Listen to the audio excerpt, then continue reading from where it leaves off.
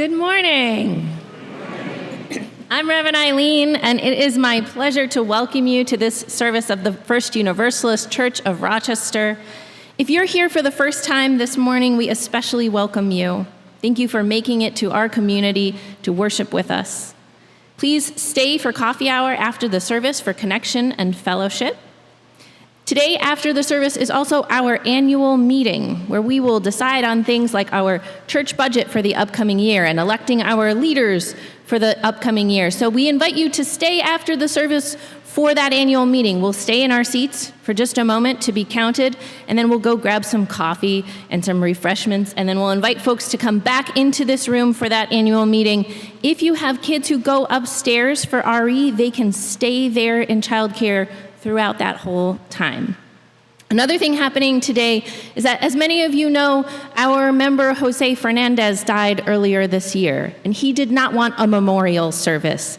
But his family is here today, and they have brought cake, and so we are not having a memorial, but we will eat cake in his memory and share our memories of Jose, both between the service and the annual meeting, or after, or both, if you want to go wild with the cake. One more announcement for us this morning is that this Friday, we're hosting a movie night. Friday evening at 5:30, we're going to show the film Strange World here at the church in the Clara Barton Lounge. Everyone is invited to attend, everyone of all ages. There will be dinner of pizza and some vegan soup and some fundraising for our Pride efforts in July. There is a visitor's form that can be found on the back of your order of service if you're visiting today, or you can click the link in the chat if you're visiting us in Zoom. Please fill out the visitor's form so that we can offer you a welcome beyond what we have to offer on Sunday mornings. And if you have a big joy or sorrow in your heart, we invite you to write it in the notebook down below me here on the chancel, or in the chat on Zoom anytime before the chalice is lit. Before we take a moment to turn to our neighbor and greet them, let us take a moment to turn toward the camera and greet our online worshiping community backed by the Progress Pride flag in the back corner. Let's offer them a wave. If you're online, please pop a greeting into the chat. And if you're here at First Universalist, let's take a moment to turn to our neighbors and say hello this morning. Good morning. Good morning, everyone. I want to invite you to stay standing if you are, or to rise in body or in spirit if you are not, and sing together our opening hymn, which is number 40, The Morning Hangs a Signal. It's number 40 in the gray hymnal, or you can read the words on the screens up front.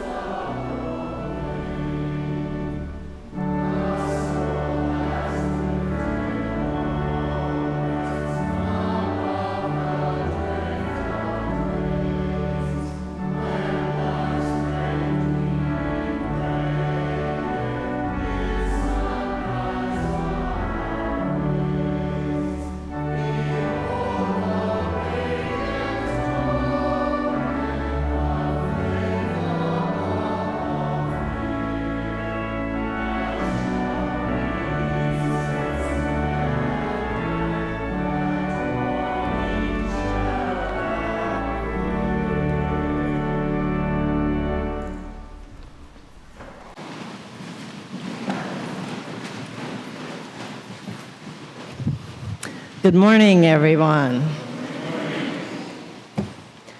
How old were you when you first realized you stood in solidarity with a group of people who were treated unfairly? Think back. I was about 8 when I realized women and girls were disrespected, underpaid, unheard, barely seen even when in plain sight, and told what to do by many men. I probably didn't know the word feminist, but I already knew I was one. But the feminist in me was in hiding. I didn't personally know any other feminists, but I was sure they were out there. As a kid, I didn't know any queer people either. Or rather, I didn't know that I knew any queer people. The queer community was not out. The only queer people in the Bible Belt where I lived appeared to be in the Old Testaments of our Bibles. And there they were condemned for the supposed sin of being queer. This was ridiculous, I thought. Being queer was not even a 10 Commandments sin. This shocking attitude violated Jesus' transcendent New Covenant teachings of kindness and love, our UU values as well. Queer people during my long ago childhood unfortunately had to do everything they could to be unnoticed, while living in constant fear that someone might learn their secret. Maybe my little old maid grade school teacher was a lesbian. Or the unmarried old man living around the corner might have been gay. Or my amazing athletic tomboy girlfriend, was she trans? The cause of feminism and queer rights united solidly in my mind one Memorial Day when Dad told the family we were going for the umpteenth time on a long drive to our parents' grave sites. Well, I was a teenager with my own plans. A few minutes into the drive, I got up the nerve to say I did not want to go. And what was Dad going to do about it? Stone me? All conversation in the car stopped instantly. My mom and siblings held their breath. I held my ground. After a few seconds, which seemed like an eternity, Dad turned the car around without a word. We drove home, and I went out with my friends. I'm sure my family recognized that by standing up for myself, I was standing up for queer people too. Dad preached that gay was not a sin, but we were confident that he didn't support punishment. He just wanted gay people to change their minds and be straight. By challenging Dad's authority over me, I learned that when authorities are wrong, all of us at any age can stand up to them. When we persist in solidarity on the side of love and fairness, we win. Thank goodness society is better now. Even lots of Bible Belt folks support the queer community. One way this church will soon show its support is by marching in the Rochester Pride Parade, as we have done in many years past. We organize, educate, demonstrate, and yes, write postcards. We will not go back on human rights. Come, let us worship together in solidarity. As Rowan Stone comes forward to light our chalice at First Universalist, and you light a chalice in your own homes, please join me in our chalice lighting words spoken in unison. May we be a people of welcome, here to grow in heart and mind and spirit, and may we reach out to serve the community.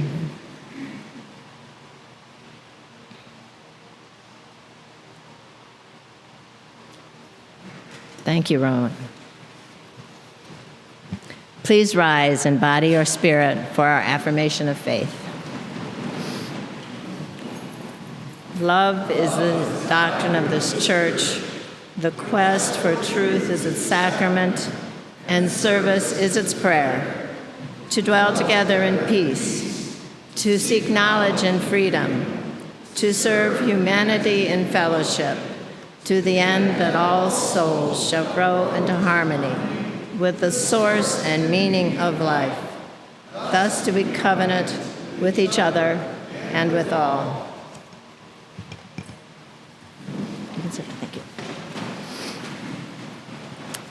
invite you now into the spiritual practice of generosity. The good work of this church is funded by the gifts you give. Part of that good work is the ministry of the LGBTQ Justice Circle. This circle, formed earlier this year, is imagining ways we can build a world that is safe and free for all LGBTQ plus people. Would any members of the LGBTQ Justice Circle present raise your hands here and online? We are so grateful for your contributions to the life of this church and the needs of the world. Let us give with grateful hearts this morning. Please place your offering in the offering basket or give online by scanning the QR code on the laminated sheet in your pew. This is also a great time to place the visitors' forms in the offering basket. For folks online, please click the link in the chat to give to the First Universalist Church. Thank you for your generosity. This morning's offering will now be gratefully received.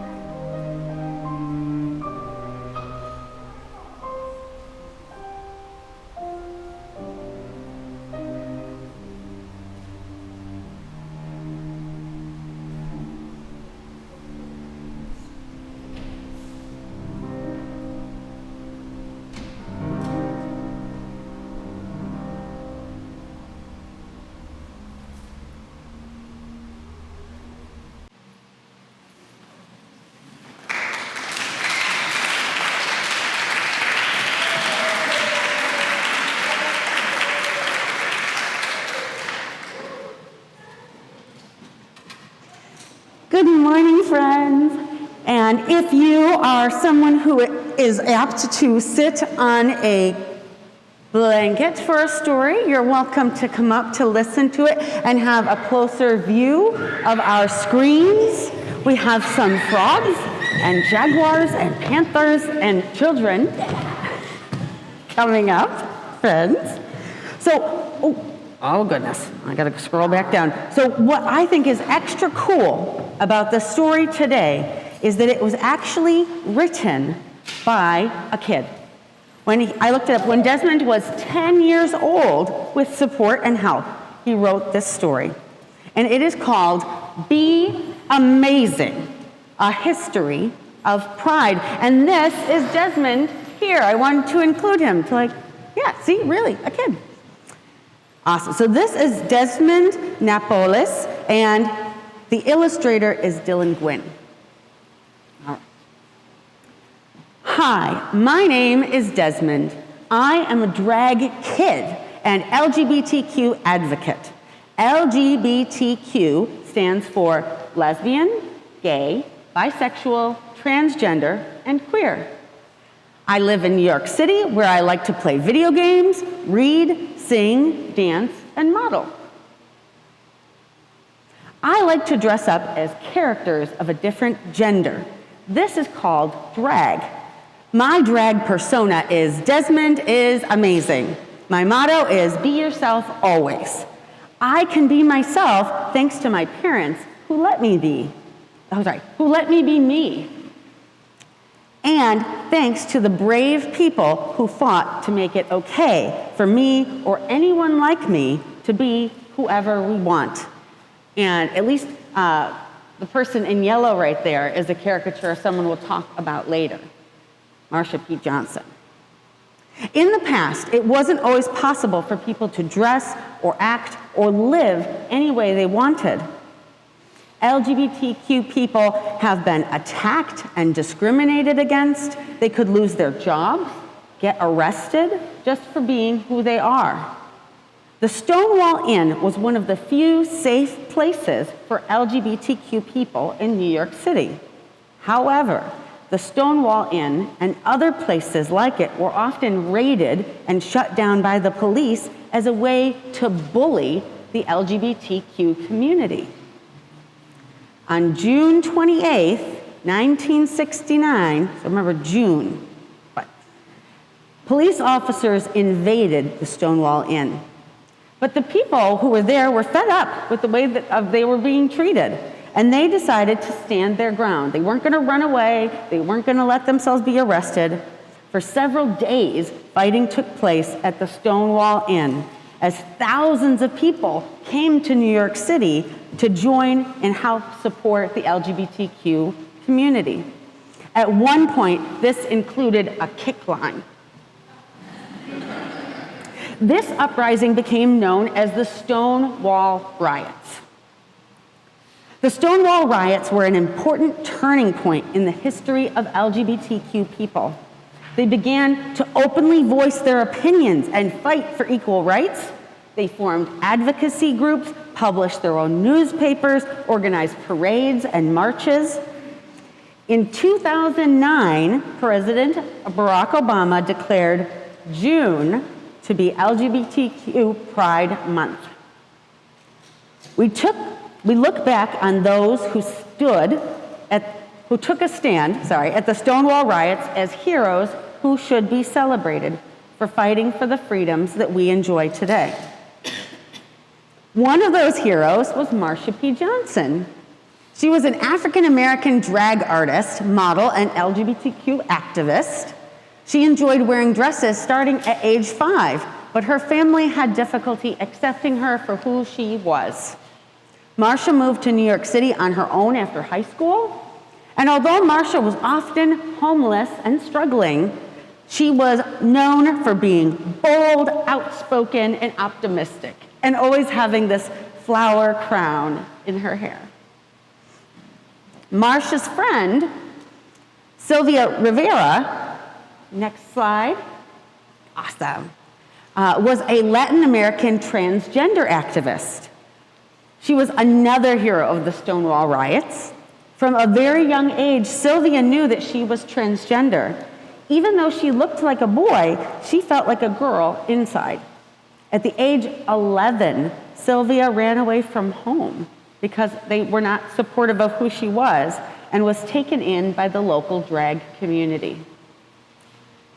Sylvia and Marcia helped found STAR, S-T-A-R, Street Transgender Action Revolutionaries, one of the first organizations to help homeless transgender youth. And the Sylvia Rivera Law Project is an organization dedicated to supporting, providing legal services to transgender and gender non-conforming people of color today. So the very next year after the Stonewall riots, on June 28, 1970, the Christopher Street Liberation Day March was held in New York City to commemorate the one-year anniversary of the Stonewall riots. It was the first LGBTQ pride event in the United States. And some places around the world, they still call it Pride, but they call it the Christopher Street Liberation Day. The official slogan for the event became Pride. A member of the planning committee said, a lot of people were feeling very repressed. They were conflicted internally and didn't know how to come out and be proud. And that is how the movement is most useful. Soon, marches were being held in other cities in the United States, and today Pride is celebrated worldwide. All right, back to Desmond. I have been dressing up in skirts and dresses and tutus ever since I discovered the drag by watching the television show RuPaul's Drag Race. I said, I want to do that, and my parents allowed me to explore dressing up and creating colorful characters like RuPaul. RuPaul, Andrea Charles, is a drag actor, singer, songwriter, model, and host of several drag-themed television shows.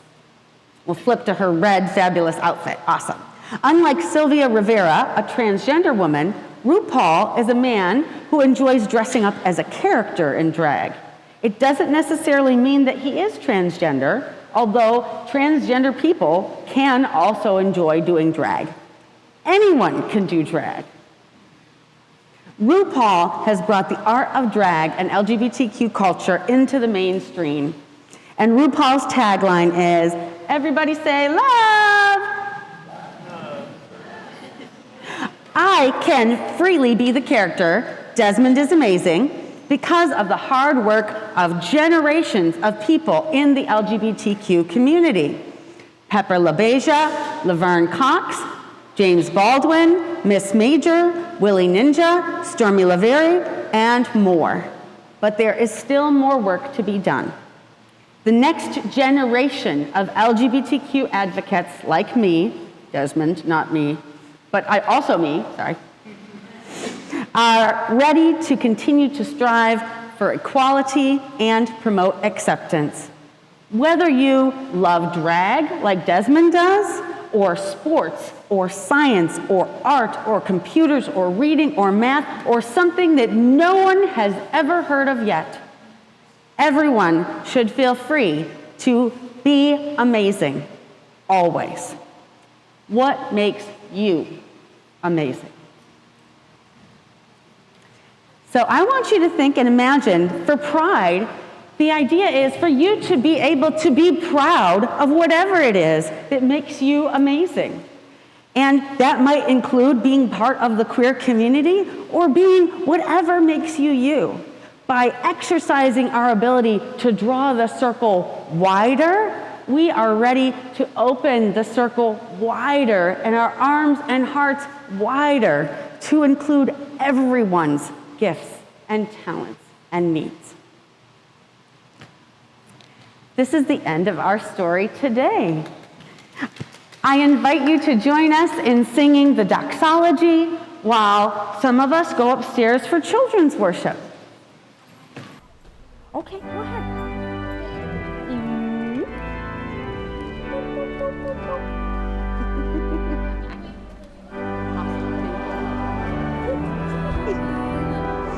The stars, they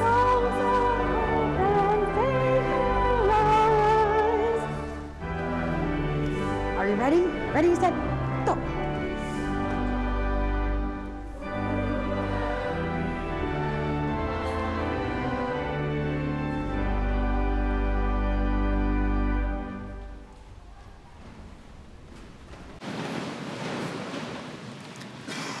I invite us now into our reverent time of sharing the joys and sorrows of our gathered community. If you would like to, you can place a hand over your heart to be able to listen from a more heart-centered place. As Trish places stones into a bowl, I will read aloud the joys and sorrows of all those gathered this morning. We share a joy with Jay, who welcomes a new cat to his home. We share sorrow with someone, the sorrow of simply living in this world like everything is fine. We share sorrow with Grant over the vote of the Webster Board about flag control. And we share joy with Eileen, whose family and friend Cindy are here for a short visit today. And today we also share in a community ritual to honor all of the joys and sorrows we bring into this space, whether they've been read aloud or whether we've kept them in the silent sanctuaries of our hearts. So in a moment, those here in person are invited to come forward and to drop stones into the bowls at the front.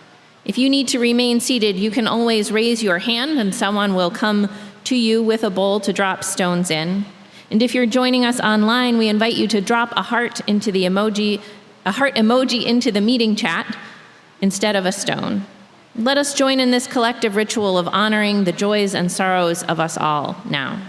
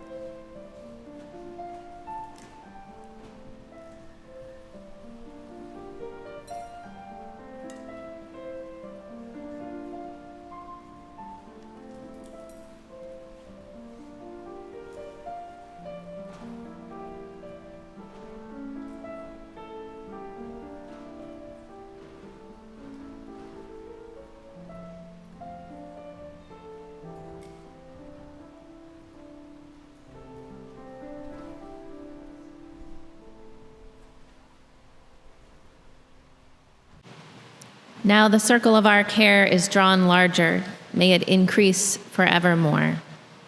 I invite us now into a time of prayer and centering, followed by some shared silence. Let's start with a breath. Perhaps as you breathe, your feet find the floor, your hand finds an armrest or the weight of the pew beside you, and you feel held by this good earth, by this good church. As we remember that whatever we bring, joy and sorrow, pain and celebration, we do not hold it alone. I offer this morning a prayer to be more gay by the Reverend Sean Neil Barron, who writes this. This is a prayer for more gayness, more transness, more queerness, because the sum of all these is more love. Spirit of life, great rainbow of love, the bastards are at our doors, and we could shrink, could play it straight, could crawl back into closets that never did fit us very well anyway. But silence has always meant death. So here we stand, not silent, claiming our birthright, joy. Queer joy is coming out for the first time, for the 100th time, for the time that finally sticks. Queer joy is drag queens voguing at midnight and reading to kids at 10 a.m. sharp. Queer joy is putting on a binder for the first time and finding your breath. Your pronouns at the doctor, your true name like it never was a question. Queer joy is choosing family that loves you, not just the conforming parts of you. Queer joy is leather harnesses and mom jeans, doing laundry for a family you never thought you'd have. Queer joy is young voices blowing the gender horizon into 1,000 beautiful pieces. Queer joy is kitchen table polyamory and love that doesn't color inside the lines. Queer joy is our whole, full, unabashed self in a world that profits from our shame.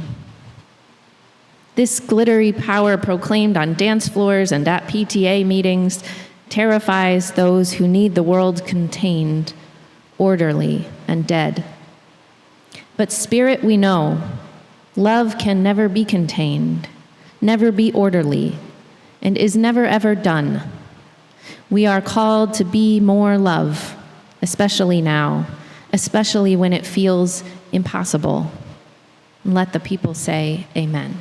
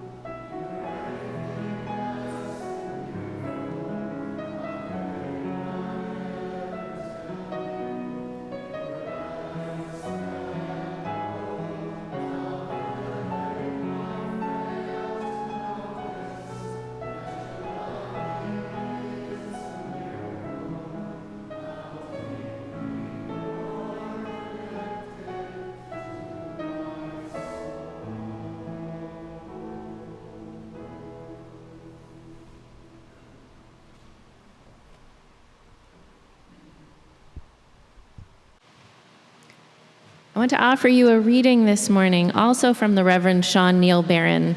This reading and the prayer we prayed and some other writings that I will read to you later on in the sermon are all from a book edited by Reverend Sean called Glitter Blessed, some of the proceeds of which go to support Pink Haven, an organization which moves trans people from unsafe locations to safer locations. Sean writes this: "What must you surrender? Without map, without guarantee, what holy chaos spills out?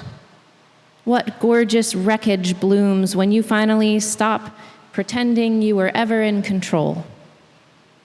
What drags you back to your bones, back to the feral electric rivers that knew you before you had a name?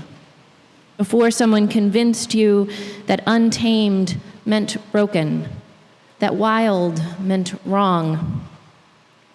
Look at the barriers we built. Look how we cage ourselves and each other.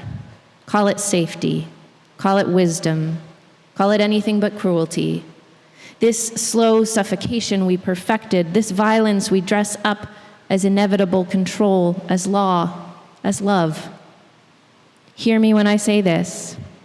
We were never trespassers here, never strangers to life, belonged from first breath, from the first time we screamed and meant it."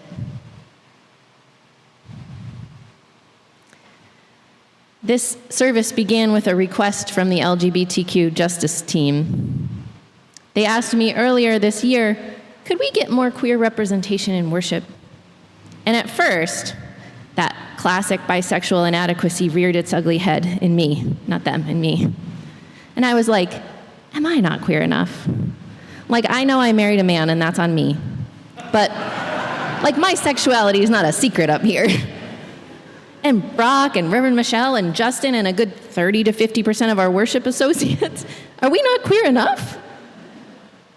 So I asked, rather than just, stew on that feeling of inadequacy, which is what I encourage you to do if it ever comes up for you. As you've probably guessed, that's not what they meant. Yes, the people are queer enough, but the content, the words, the music, the shape of the worship, that could be gayer, right? And I'm not about to say no to a request to make church gayer, to be louder, prouder, more wild and untamed, as Reverend Sean put it in our reading. And actually, I think it's worth considering on this first Sunday of Pride this year, why that matters theologically. Why making church gayer is not just a good time, but vitally important to us spiritually, to the life of the community, of our faith, of the world. Just in case anyone else needs to hear it, like I did, I will say, not for the first time and certainly not the last, you are enough, in case you were wondering.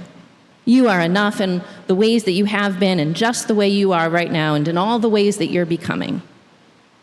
And for me, as we've covered, I did marry a man. I take full responsibility, like half responsibility. He was also part of it.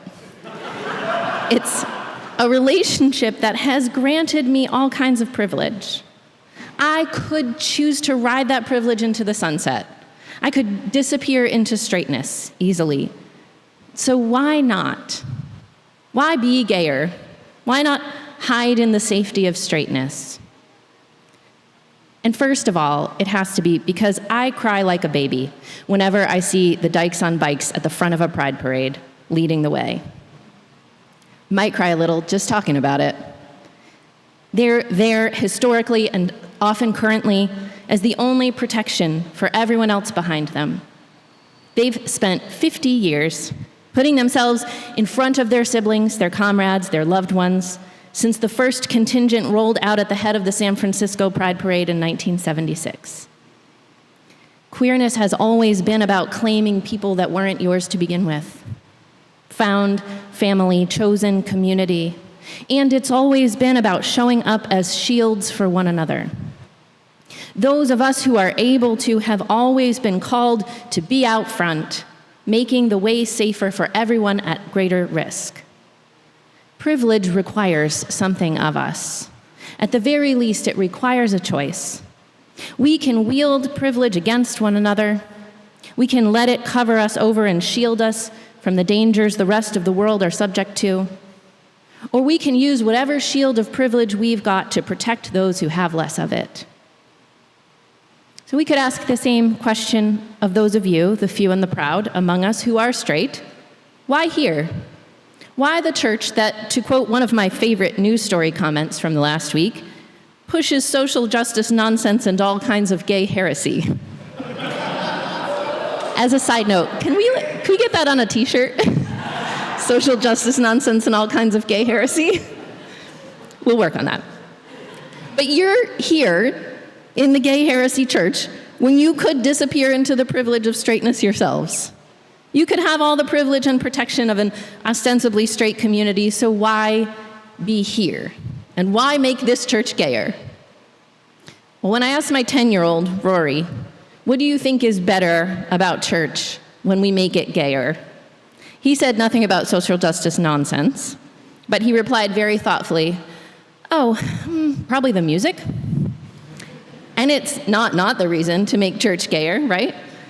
Because isn't our favorite music the best art, the chicest fashion, even the most delicious lattes, created by queer hands and minds and bodies? Why is that? That same child, when he was several years younger, was reciting the names of the Teenage Mutant Ninja Turtles to his grandma, like you do. And she asked, "They're all Renaissance artists, right?" And he said, "Yes, and 2 of them are gay, Leonardo and Michelangelo." "Wow," Grandma answered, "good for them. They didn't have that when my kids were little." And Rory looked confused, and he said, "I'm pretty sure they've been gay for hundreds of years." Maybe you guessed what it took Grandma many more confusing minutes to figure out that he was talking about the actual artists, not the fictional turtles. And it is true, the work of queer artists fills our museums, our libraries, our pop charts, and indeed our hymnals. There is a creativity inherent to queerness, by which I actually mean there is a queerness inherent to creativity. There is a queerness inherent to creativity because creativity requires, to quote Reverend Sean several times in a row, that we surrender to holy chaos. Creativity requires us, as queerness does, to stop pretending we were ever in control, to be dragged back to our bones, back to the feral electric rivers, as he put it, that knew us before we had a name, that knew us before someone convinced us to be tamed. Creativity can't exist in a cage, and queerness is a breaker of cages, an opener of doors, an unraveling of the order of restriction. And we're all better off for having that in our lives, in our churches, in our world. Not just today, and not just for the month of June, but all days and for all time, yes?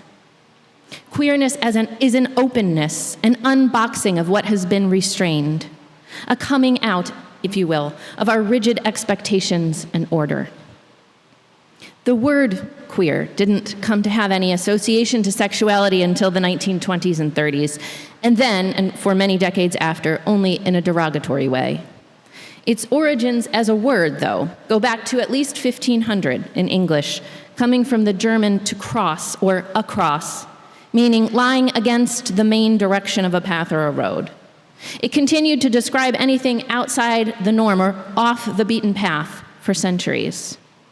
Humans have had all kinds of preferences for their intimate relationships with one another and all kinds of gender conceptions over the course of our history as a species, but we haven't always thought of those as part of identity the way we do now.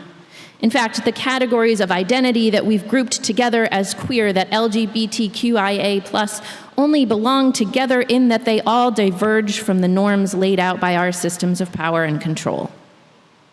Queerness is a divergence, a crossing in the path of conformity, and it is a permission to diverge. That is a blessing to those of us seeking liberation, and that is why systems of power find it to be so dangerous. That is why the White House counterterrorism strategy released last month called agencies to, quote, prioritize the rapid identification and neutralization of violent secular political groups whose ideology is anti-American, radically pro-transgender, and anarchist. Queerness is a radical resistance to power. It is the stepping out from under the weight of a system that would control all our bodies. It is a creative untaming, an affront to systems of power and control. A community that is more gay can only be a blessing and a gift to us all as part of our collective liberation. And this is not a sermon about how to survive the brutality of power against queer bodies, though I do want us to do that. But they called it pride, as Reverend Michelle told us, not survival, not even just resistance, but pride for a reason. We have always known that surviving is not enough. We could hide under the blankets of straightness, all of us, cram ourselves into metaphorical boxes and closets to survive, but we are worth more than mere survival. Our celebration, our joy and delight and love are worth saving and are themselves the work of resistance. The refusal to be contained, to be restrained, is holy work. As my friend and colleague, Reverend Wendy Bartell, put it, your heart, broken 1,000 times by the confinement of other people's imaginations, trying to box you in, ascribe limits, tell you the rules. I tell you, your life is a blessing simply for being. Your gifts of turning the impossible into beauty, offensive epithets into grace, judgment into freedom, just by your breathing, just by you living as you do, fabulous and fierce, tender and tenacious, humble, tired, I tell you, you are blessed and blessing here and now. Though some have not learned to behold you, that does not mean you need to shrink for their comfort, nor be less than you are. It is they who need to grow, to learn how to feel their fear and risk living wildly enough to grasp the blessing that you are. So you see, I'm not being glib when I say, yes, let's make church gayer. I'm not even being coy or funny when I say, even to my straight friends out here, be gayer. By which I mean, step out from under the weight of control with us. Receive that gift of freedom that queerness extends to absolutely everyone if we let it. Part of that gift is the realization that we can do better than a binary faith, where we're stuck in the limiting and boring question of God, yes or no. UU musician Glenn Thomas Rideout, in that book, Glitter Blessed, put it like this, inviting us into a queering of our very theological foundations. He said, God is at least a verb, twirling in the radiant reds of spring blossoms, singing in the rare silences between rapid opinions, attending to the tears of dark-skinned deaths, learning in tiny alabaster smiles. God is waiting in the space between fingers that might connect. He is waiting for us to stop naming her. She is waiting for us to see all of them. God is waiting to be unshrunk. If we do anything to celebrate Pride this year, let it be to unshrink ourselves, to unshrink divinity, to unshrink the church. Yes, let's make church gayer. Let's make this a place to imagine a world outside the walls of every cage, to imagine unrestrained by anyone's limits who belongs in our pews, who belongs in our hearts, to imagine without restriction a love that leaves no one out. May it be so, and amen. And would you rise in body or in spirit and sing together our closing hymn, number 1028, in the teal hymnal or on the screens up front.